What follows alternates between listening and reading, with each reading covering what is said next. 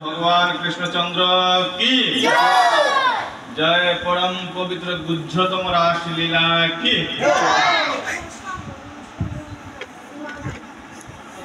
আমরা শুরুই করছি খারে দিয়া ভগবান রাসেশ্বরী কৃষ্ণচন্দ্রের জয়ধ্বনি দিয়া।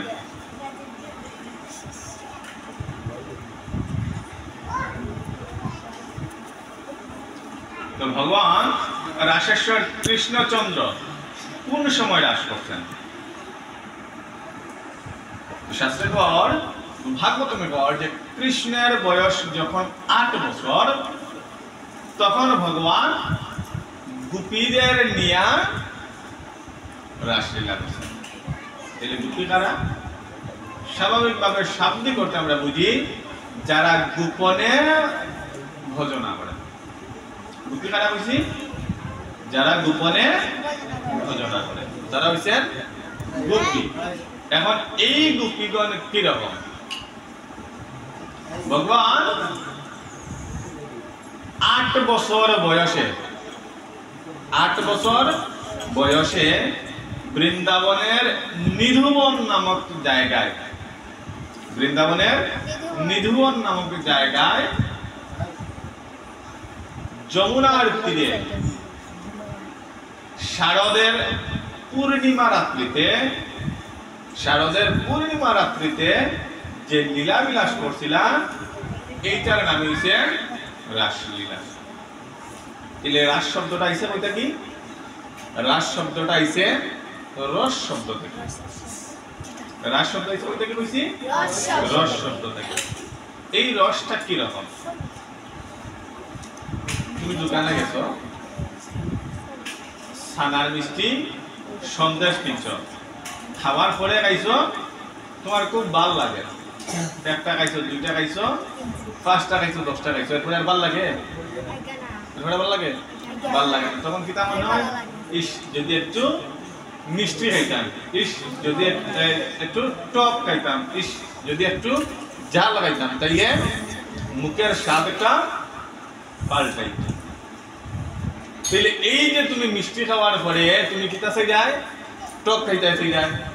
আবার এই টক খাওয়ার পরে তুমি ঝাল খাইতে চাই যায়। তাহলে যে জিনিসটা তোমার মুখের মধ্যে লাগিয়া হইছে এটার নাম হইছে রস।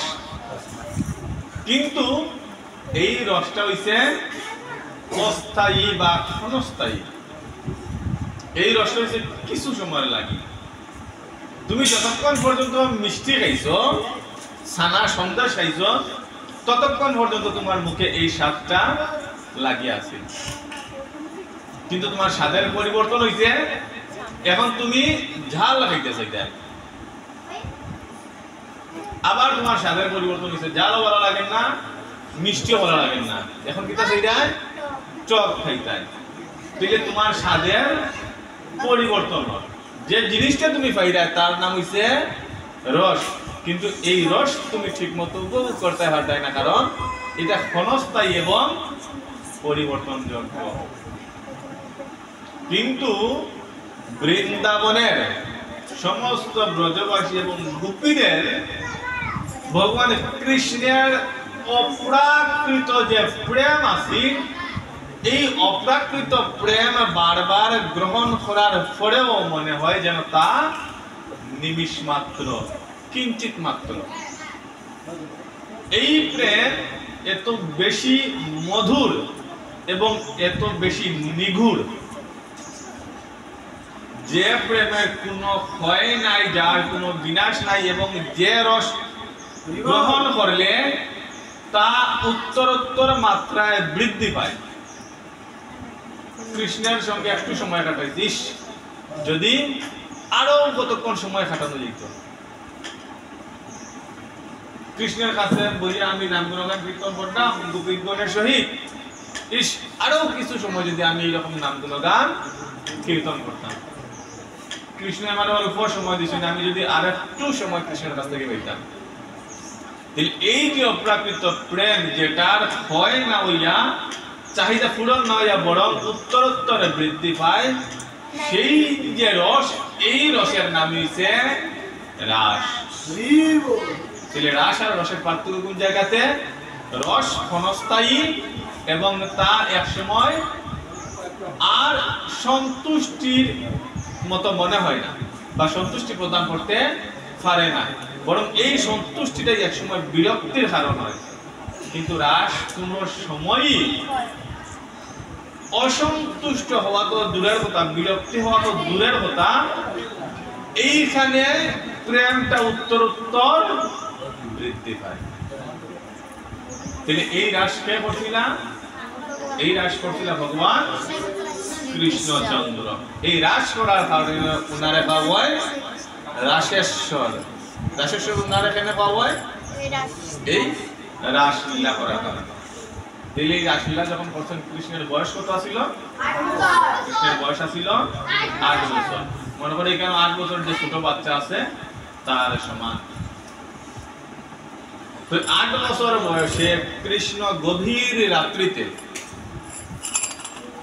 বৃন্দাবনের নিধুবনে যমুনা নদীর তীরে সমস্ত গোপীগণের সহিত যে লীলা করছেন, যে রস আস্বাদন করছেন, প্রকৃতপক্ষে সেটা গেছে রাস। তো এই গোপী হারা কইছে ব্রজলাল যারা ছিল এদের মধ্যে 4 প্রকারের ব্যক্তিদের বইছে গোপী, অর্থাৎ 4 শ্রেণীর ব্রজলাল যাদের সাথে ভগবান লীলা করছেন এই রাসের রাত্রিতে। এরা কারা? এরা হচ্ছে নিত্য সিদ্ধ গোপকন্যা, মানে গোপীদের যারা ছিল বা গোপীর মেয়ে যারা ছিল, গোপকন্যা যারা ছিল, এরা হচ্ছে নিত্য সিদ্ধ। নিত্য সিদ্ধ গোপকন্যা ছিল যারা শ্রীমতী রাধারানীর কায় রূপের প্রকাশ, মানে শরীরেরই একটা অংশের প্রকাশ। দ্বিতীয় ছিল দেবকন্যা। দ্বিতীয় যারা ছিল তারা হচ্ছে দেবকন্যা। তাইলে দেবকন্যা কারা? হইছে নিত্য সিদ্ধের সঙ্গের প্রভাবে তাকে যারা সিদ্ধ হইছে এরা হইছে দেবকন্যা। নিত্য সিদ্ধের সঙ্গে থাকিয়াও এরা নিত্য শুদ্ধ হইছে। কিরকম? যে খুব বেশি দুরাচারী একজন ব্যক্তি, খুব বেশি দুরাচারী বা পাপিষ্ঠ ব্যক্তি, এই পাপিষ্ঠ ব্যক্তি কোন এক কৃষ্ণ ভক্তের সঙ্গ পাইয়া এমন ভাবে সেও কৃষ্ণ ভক্ত হইছে যে কৃষ্ণ ভক্তের যে গুণ তার মধ্যে এখন সেই একই গুণ প্রকাশ পায়। ঠিক তেমনি এই যে নিত্য সিদ্ধ গোপী আছিল এদের সঙ্গে যারা আছিল এরাও ঠিক একই রকম সিদ্ধ হইছে। এরা হইছে দেবকন্যা। 3 নম্বর হলো মূর্তিমান শ্রুতিরা। এরা হলো সাধনা সিদ্ধা, যারা গোকুলে জন্মিয়া সাধনার মাধ্যমে এরা সিদ্ধি লাভ করছে। আর 4 নম্বর হলো দণ্ডকারণ্যের ঋষিগণ।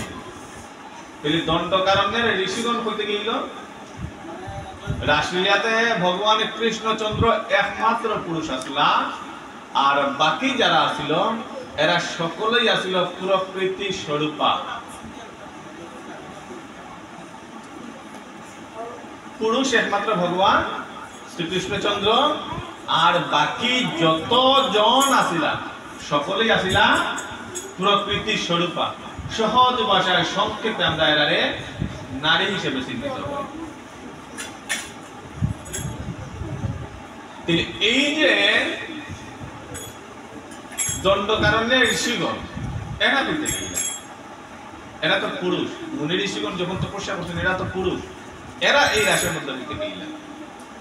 তো বলছে ত্রেতা যুগে ভগবান শ্রী রামচন্দ্র যখন মাতা সীতারে হারাইয়া যখন বনে বনে খুঁজতে লাগলা, যখন দণ্ডকারণ্যে প্রবেশ করলা, তখন দেখলা যে মুনি ঋষিরা সাধনায় সিদ্ধ বা সাধনা করলাম।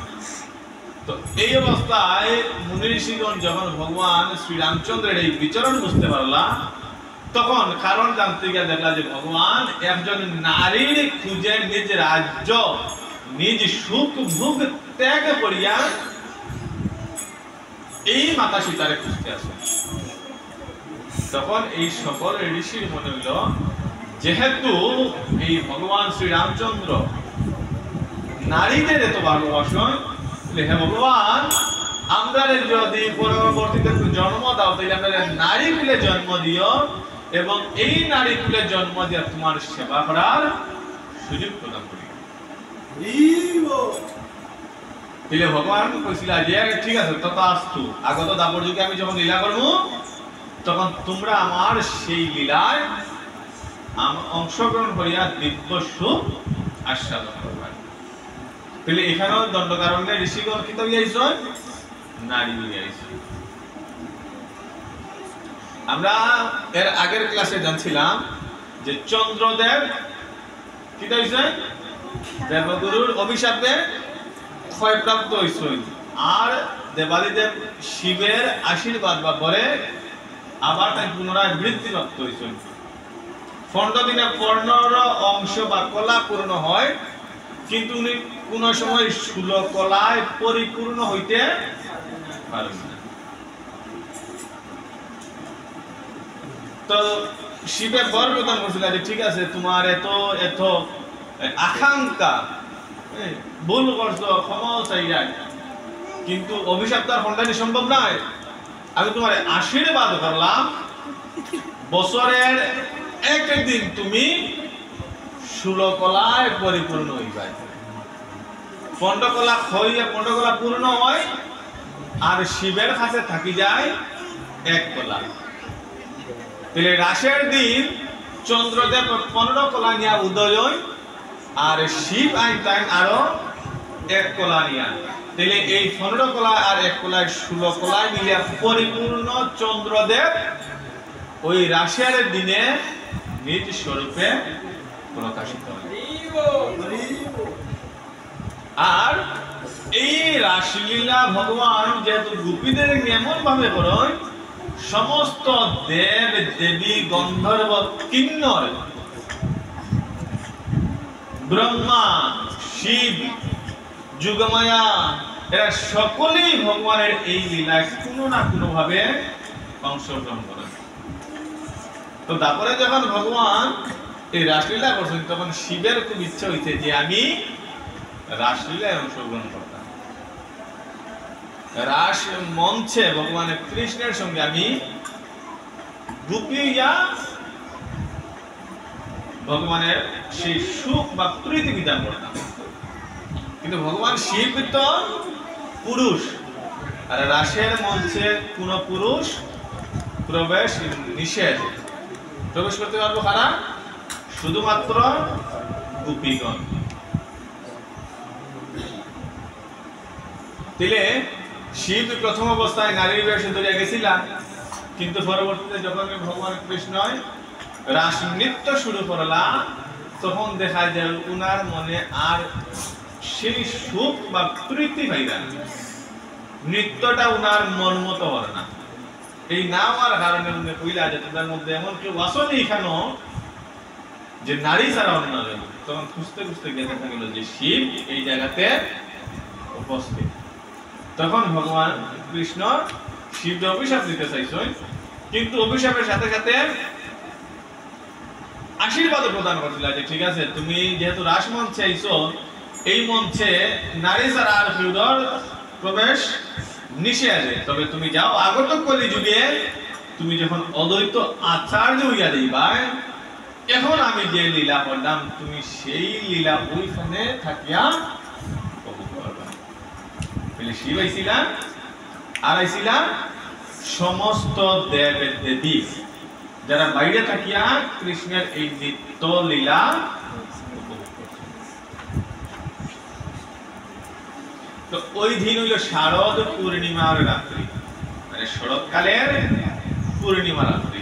আর গাইছে ওই দিনে ওখানে পরিবেশটা এত মনোহর স্নিগ্ধ পরিবেশ যেখানে মনে হয়েছে যেন এই পরিবেশের মতো পৃথিবীর বা অন্য কোন জগতের স্নিগ্ধতা তুলনা নেই। ওই রাত্রিতে যে ফুল ফুটে না, যে ফুল রাত্রিতে ফুটে না সেই ফুল ওই রাত্রিতে শরৎকালে যে ফুল ফুটে ওই ফুল তো ফুটছে, যে ফুল শরৎকালে ফুটে না, যে ফুল বসন্তকালে ফুটার কথা, যে ফুল বর্ষায় ফুটার কথা, সেই ফুল এই রাত্রিতে যে ফুলে কোনো সময় গন্ধ আসিল না, যে ফুলে কোনো গন্ধ উৎপাদন করে না, ওই রাত্রিতে সুগন্ধি ফুল তো গন্ধ দেয়, যে ফুলে গন্ধ দেয় না ওই ফুলও ওই রাত্রিতে গন্ধ দেওয়া শুরু করছে। চাঁদের কিরণ সব জায়গায় সমানভাবে লাগে না, কিন্তু ওই জায়গায় চন্দ্রদেব এমন ভাবে নিজের প্রকাশ করছেন যে এই বৃন্দাবনের নিধুবন কোন ধরনের আলো ছাড়াই এমন ভাবে মোহনীয় রূপে আলোকিত হয়েছে যে আর কোনো কিছুর এই জায়গাতে প্রয়োজন নাই। তো যখন কৃষ্ণ রাত্রিতে বংশী বাদন করছেন, যখন কৃষ্ণ রাত্রিতে বংশী বাদন করছেন, সেই রাত্রিতে সকল গোপীরা শুকিয়েছে। তো এই যে রাত্রিতে বংশী বাদন করলাম এর কারণ, এর আগে গোপীগণ কৃষ্ণ যখন লীলা করেন ছোটকালে, তখন কৃষ্ণের এই লীলা দেখিয়া যেহেতু ওনারা ব্রজাঙ্গনা, ওনারা যুগমায়ারূপী কাত্যায়নীর কাছে পূজা করেন এবং পূজা করিয়া বর লাভ করেন। পিতা বর লাভ যে কাত্যায়নী মহামায়া মহাযোগী অধীশ্বরী নন্দ গোপ সুতম দেবী পতিম্যে কুরুতে নমঃ। হে মাতা কাত্যায়নী, তুমি যদি আমাদের বর দিতেই হয় তবে এমন বর দাও যেন নন্দের নন্দন কৃষ্ণরে আমরা প্রতিরূপে পাই। তো কাত্যায়নী পূজা শেষে সব ব্রজাঙ্গনাগণ হয়ে গেছে যমুনাতে গেছে স্নান করতে। যমুনাতে স্নান করা শেষে, যমুনাতে স্নান করতে গেছে, সাপুরাকে গেছে উপরে নদীতে যখন স্নান করে তখন ভগবান কৃষ্ণ যেহেতু অন্তর্যামী সবকিছুই জানেন, এই ব্রজাঙ্গনাদের যত কাপড় আছিল সবকিছু লিয়া গিয়া গাছর ডালের মধ্যে উঠে হইতাছেন, আর এই যে ব্রজাঙ্গনা গোপী যারা আছিল স্নান করে তা গাছের ডাল থাকি দেখে না। যখন ব্রজাঙ্গনাদের স্নান শেষ হইছে, কাপড় চোপড় পরতো পাল্টাইতো, এখন আইয়া দেখে এদের কাপড় চোপড় কৃষ্ণ লইয়া ডালের মধ্যে দিতেন। তখন এই ব্রজাঙ্গনাগণ কৃষ্ণের কাছে আকুতি কথা যে কৃষ্ণ, আমরা রে কাপড় চোপড় দাও, আমরা লজ্জা নিবারণ করি, তুমি আমার সাথে এমন ছল করিও না। কৃষ্ণ তো চতুর, কইরা যে দেখো তোমরা আমারে স্বামী হিসেবে পাইবার লাগে, পতি হিসেবে পাইবার লাগে কিছুক্ষণ আগে কাত্যায়নী ব্রত করিয়েছো, আর এখন আবার হইরায় যে আমারে তোমরা স্বামী হিসেবে কেমন লাগে, তোমার লজ্জা লাগে, তোমার কাপড় দিতাম, বস্ত্র দিতাম, ঠিক আছে তোমরা তোমার বস্ত্র নিয়ে যাও, তোমরা তোমার বস্ত্র নিয়ে যাও, আমারে তোমরা আর দরকার নাই। যখন এইভাবে বলেছে তখন এই ব্রজগোপীগণ আবার কৃষ্ণের কাছে আকুতি জানাই যায়। যখন কৃষ্ণের কাছে আকুতি জানাই যায়, কৃষ্ণ আবার আশীর্বাদ করছেন যে ঠিক আছে আমি তোমার মনের অভিলাষ পূর্ণ করব, এক রাত্রিতে তোমরা আমারে প্রতিরূপে পাইবা। আগত শারদীয়া পূর্ণিমা রাত্রিতে আমি প্রত্যেক গোপীরে একসাথে নিয়া প্রত্যেক গোপীর কাছে প্রতিরূপে যাইমু, গিয়া ওই রাত্রিতে আমি সবার মনের অভিলাষ পূরণ করব। শারদের পূর্ণিমা রাত্রিতে যখন ভগবান কৃষ্ণচন্দ্র বংশী বাদন করছেন, তখন দেখা যায় যে যে গোপী যেখানে আসিল, যে অবস্থায় আসিল, সেই গোপী ওই অবস্থা থেকে বংশীধ্বনি শুনিয়া পাগল হয়ে গেছে। বৃন্দাবনে নিধুবনে তাকে কৃষ্ণ বাঁশি বাজাইরা কোনো না কোনো ভাবে আমারে নিধুবনে যেতে হইব। এখন কোন গোপী কিতা করে গাভীর পরিচর্যা করে, গাভীর পরিচর্যা বাদ।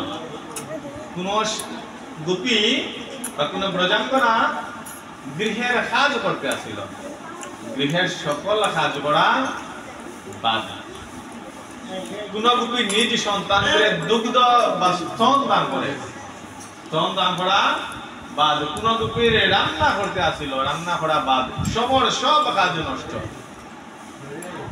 কোন গোপী পতির সেবা, স্বামীর সেবা করা আসিল, সেই যেই মুহূর্তে সে এই কৃষ্ণের বংশীধ্বনি শুনছে, তার এই পতির সেবা সে বাদ দিয়ে দিচ্ছে। যখনই সে পতি সেবা বাদ দিছে, তখনই তার কাছে মনে হয়েছে যে আমার স্ত্রীর কোন দোষ হয়েছে। যখন জিজ্ঞেসে যে গোপী তোমার কিটা হয়েছে, কারণ প্রত্যেক গোপী পাগলের মতো আচরণ করে, এমন ভাবে বংশীধ্বনি হয়েছে যেখানে এই বাঁশির সুর শুনে কোন গোপীর হৃদয় আর কোন কাজে মন নাই।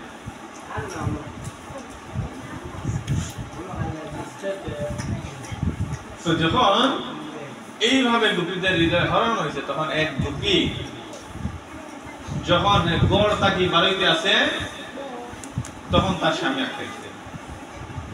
কিরকম যে না, তুমি এই গভীর রাত্রিতে গড় সারিয়া কোন জায়গাতে যেতে পারতে না, যে না আমার যাইতেই কৃষ্ণের বংশবাদন রচন তুমি যেতে পারতে না, আমার যেতেই তুমি যেতে পারতে না। দেখো তুমি আমার এই শরীরের স্বামী, তুমি আমার দেহের স্বামী, আমার মনের স্বামী তুমি নাই।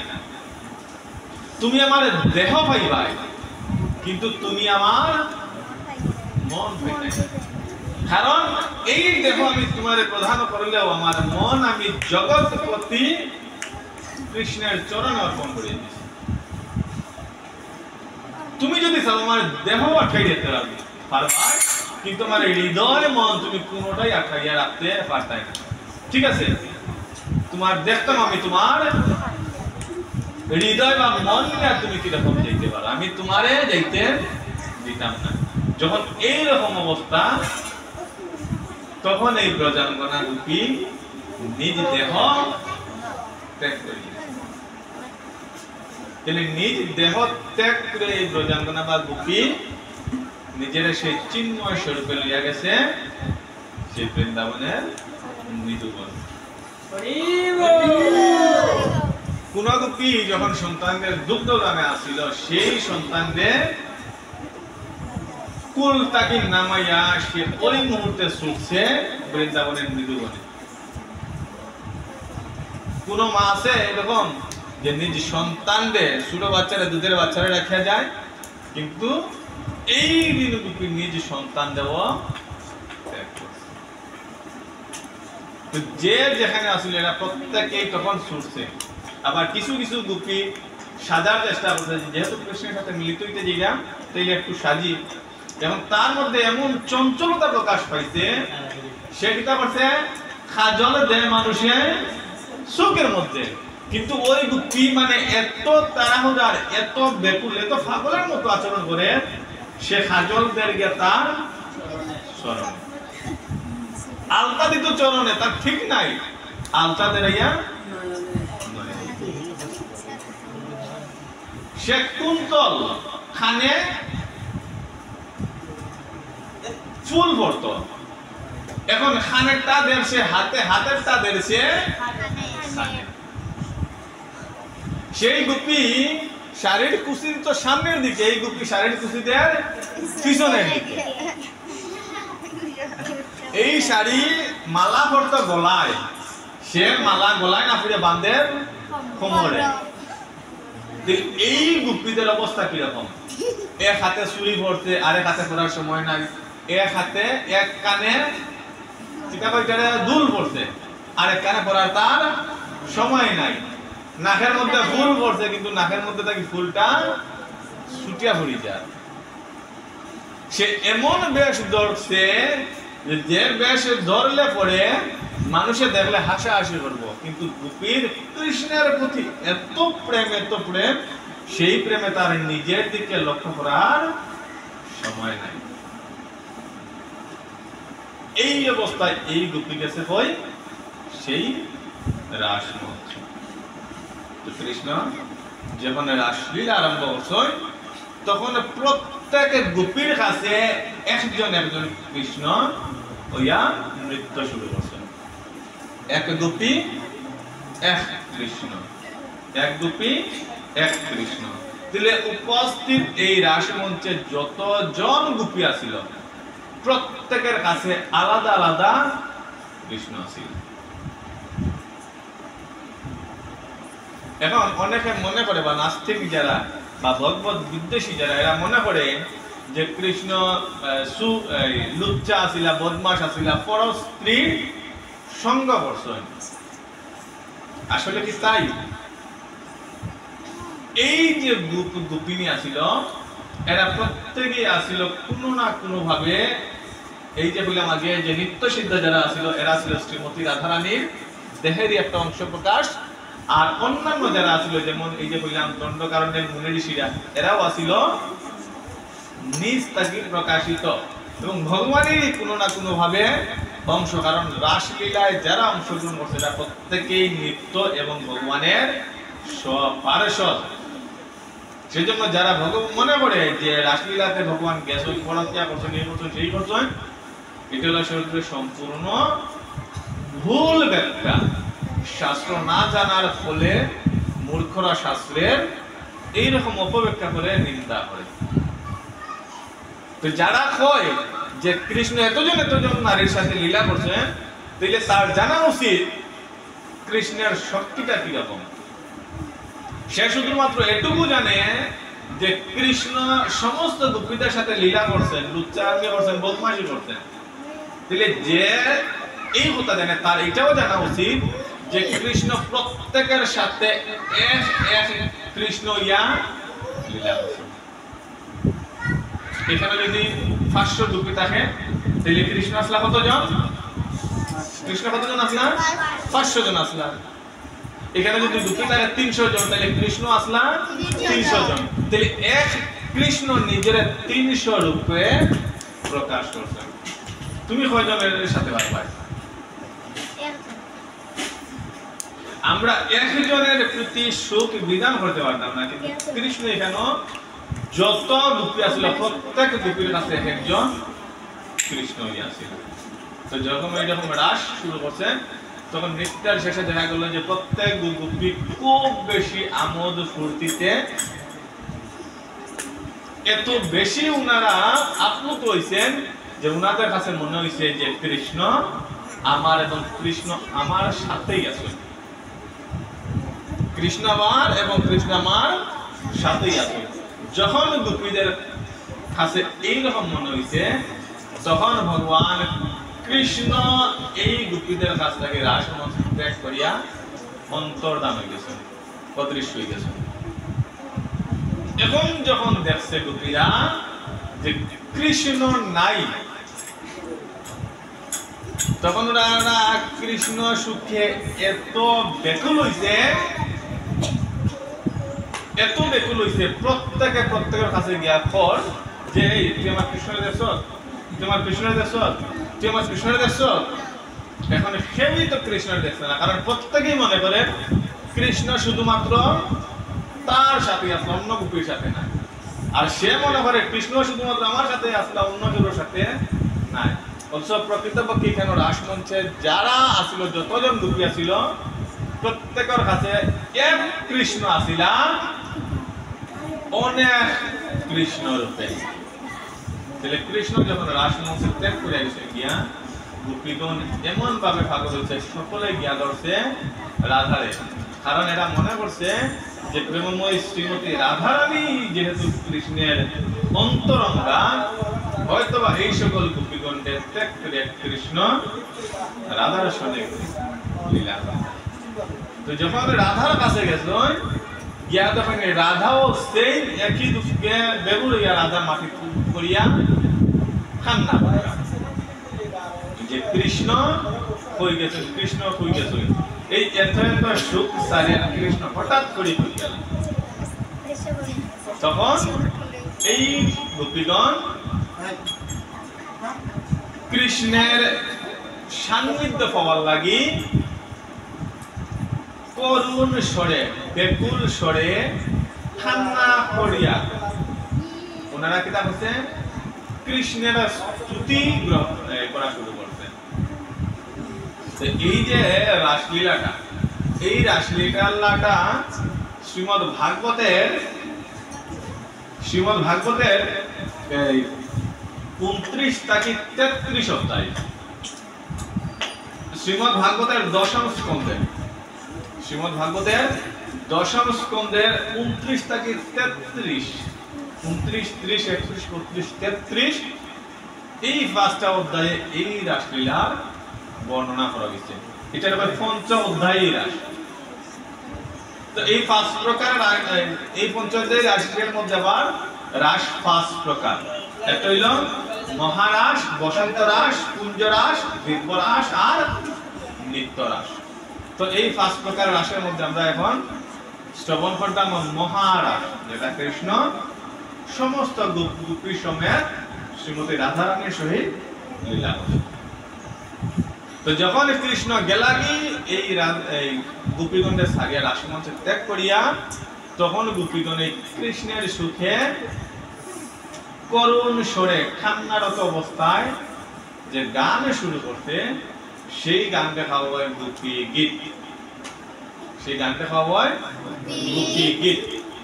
শ্রীমদ্ ভাগবতের এই দশম স্কন্ধের 31 অধ্যায়ে, শ্রীমদ্ ভাগবতের দশম স্কন্ধের 31 অধ্যায়ে 19টা শ্লোক এই গোপীগণ কৃষ্ণের স্তুতি আকারে করুণ স্বরে প্রকাশ করতে, যেটা লেখা হয় গোপী গীত।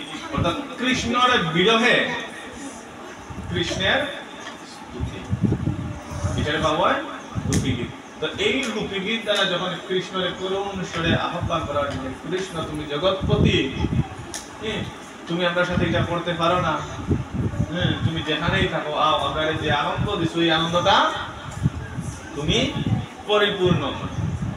তো যখন এইরকম ভাবে যখন আকুতি জানাইটা, আগে যে অহংকার জন্ম নিয়েছি যে কৃষ্ণ আমার, কৃষ্ণ আমার, কৃষ্ণ আমার সঙ্গে আসুন, এই যে অহংকার বা গর্ব আছে, এই গর্বে কৃষ্ণ এরা ত্যাগ করে গেছেন। আর এখন যখন আবার বলছে যে কৃষ্ণ তুমি বিহনে আমরা প্রাণ যায় অবস্থা,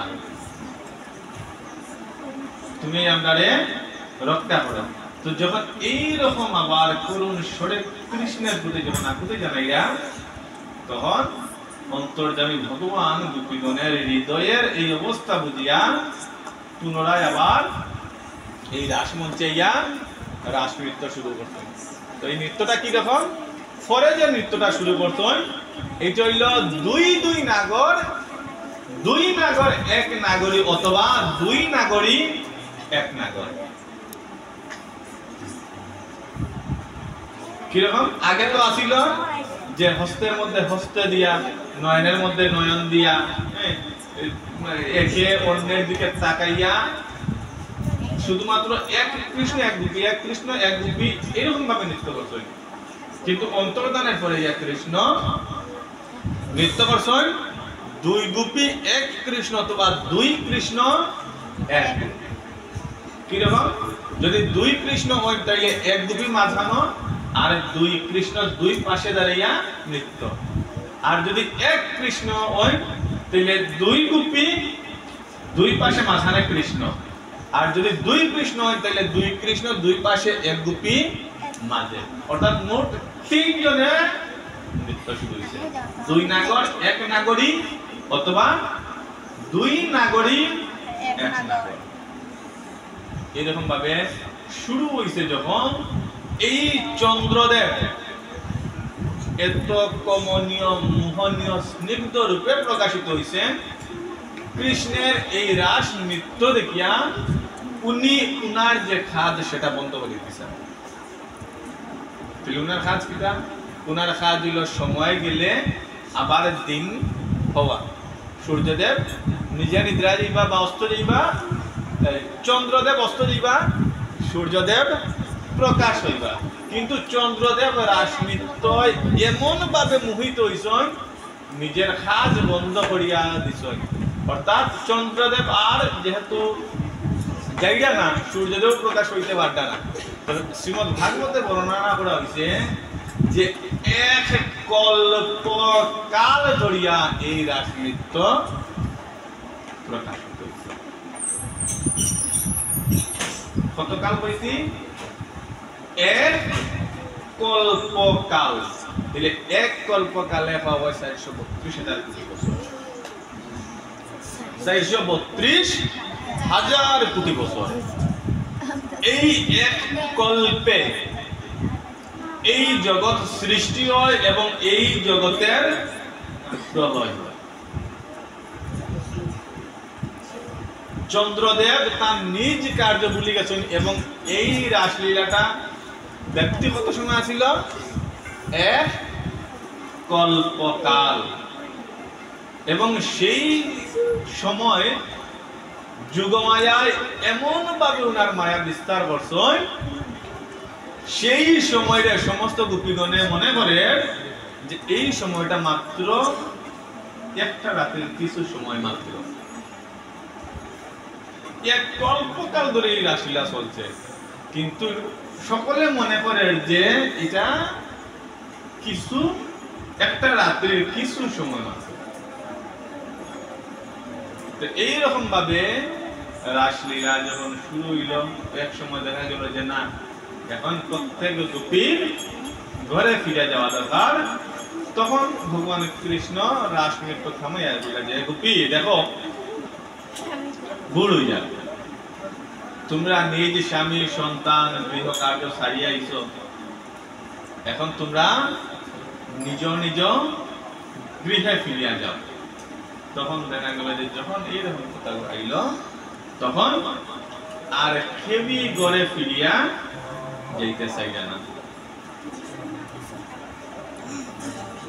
কেউই আর ঘরে ফিরিয়া যাইতে চাইলে না তখন কৃষ্ণ নানা ভাবে এই সকল গোপীদের বুঝাইলা এবং নিজ নিজ গৃহে প্রত্যাবর্তনের সুযোগ দিলেন তো এই রাত্রিতে ভগবান এই গোপীদের সাথে যে সকল কাজ করছেন কি কাজ করছেন 60টা কাজ করছেন এই জায়গাতে কৃষ্ণ 60টা কাজ করছেন কিটা তো শাস্ত্র বলছে নৃত্য গীত চুম্বন আলিঙ্গন দিনাম রসনাম সমূহ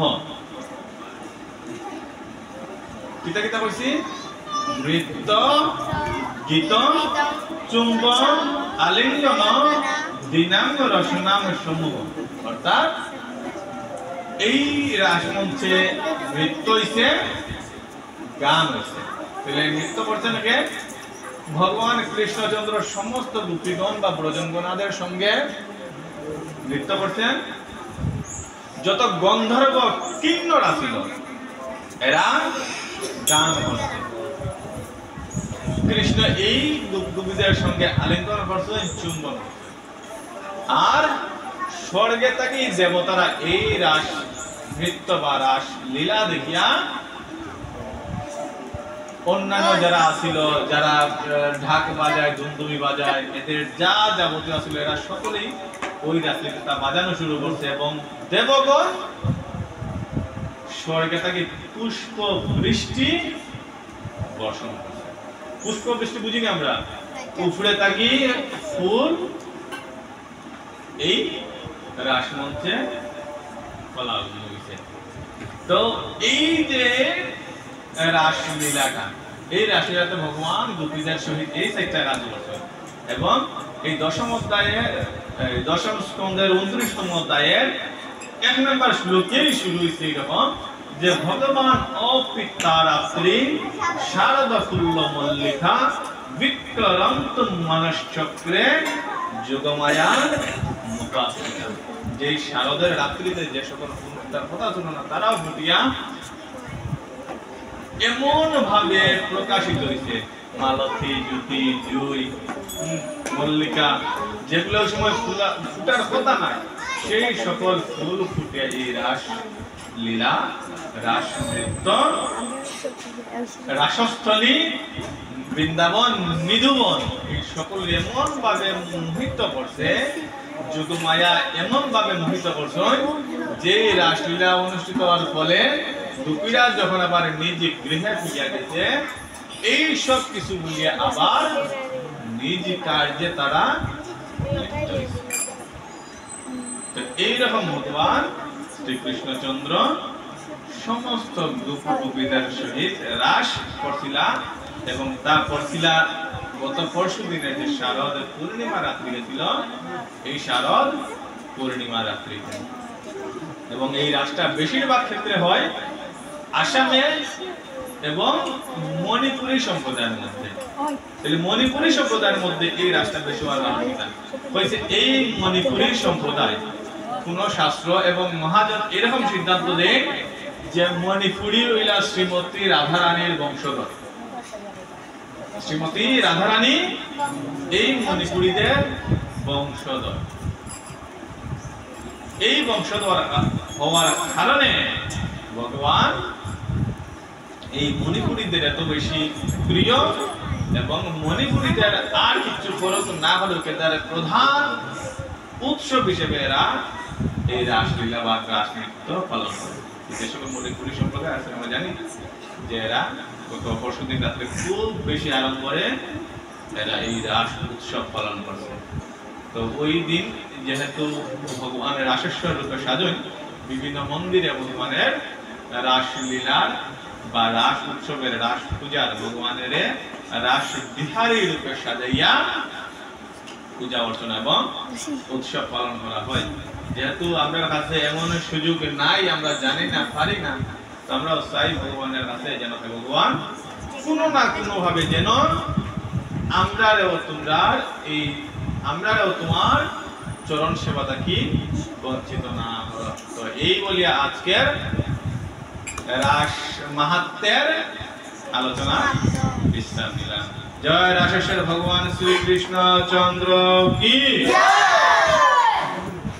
পরম পবিত্র পূজ্যতম রাসলীলা কি গোপীগণ কি ধাম কি।